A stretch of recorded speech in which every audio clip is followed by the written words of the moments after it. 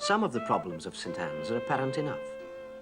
But people are not starving, not in rags, not sleeping in the open. It's difficult to realise to what extent many people are deprived of things everyone else takes for granted. But we know more about this area than other similar ones. Researchers from the University of Nottingham have studied it closely. Poverty isn't a thing that you're either in or not in. Districts like this constantly verging on poverty. The individual people are sometimes above and sometimes below the line that researchers from outside might come in and call poverty. And it takes the form of a life cycle.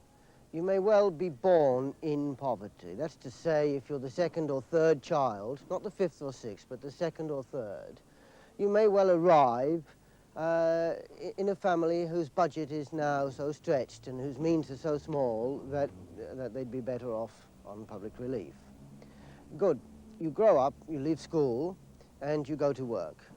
And at that point, you take yourself and the family above the line, because there are now the incomes of all the children coming into the house.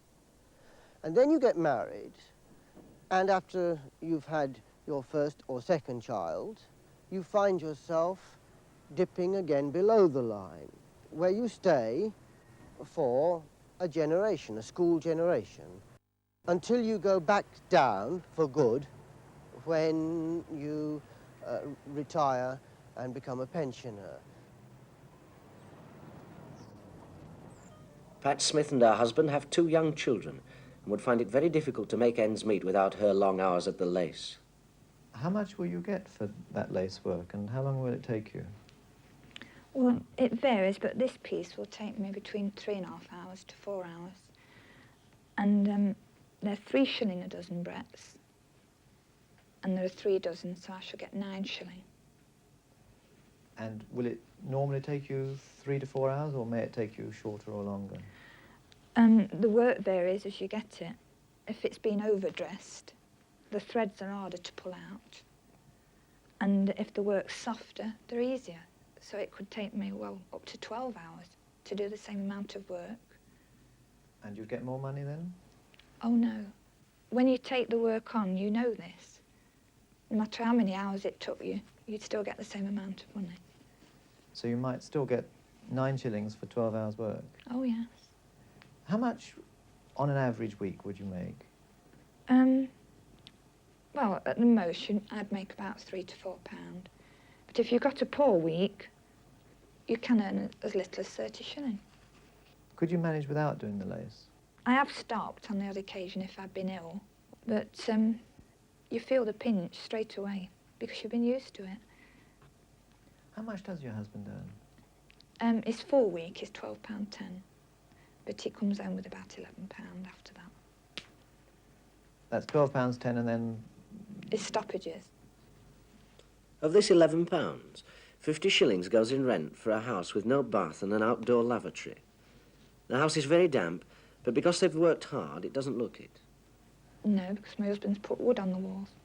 But behind there, it's green and very damp. Does that mean you have to have a lot of fires? In this room, yes, you should have a fire continually. In the front room, you can't afford to have a coal fire in both rooms. And the furniture just goes green with mould. But the little boy suffers with bronchitis terribly. And, you know, infections of the ears and that, through the damp. Are they doing well at school? Yes, they're average. But the schools are a bit overcrowded. Did they stay to school dinner? No, I'm afraid there's not room for them. They can't cope with the amount of meals. There's no way to sit the children. So they have to deal with the very needy cases, people who are on assistance. And I've got quite a few children in the family. Well, they have to see to those first.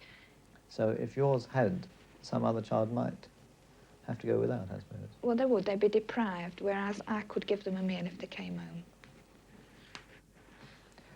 Do you think, on the whole, you're better or worse off than most of the people around? I don't know. In some cases where people are on relief or assistance, they're drawing more than my husband is going to work, which is annoying. But my husband would sooner take a job for £10 a week than go on the assistance or the dole. Do you think it's fairly widespread round here that people just can't live on the wage that the man brings home? Well, there's a lot of cases, yes. A surprisingly large section of the poor are not casualties of the welfare state, of the kind everybody expects to find among the poor, by which I mean the old people who are on their own, or the deserted mothers, or the sick. Those categories people expect to find among the poor. The thing that shocked us when we collected our statistics was the very large proportion of poor people who are working a full week, often in very onerous, arduous jobs, and who earn for a full week's work less than they would be able to draw if they drew public relief.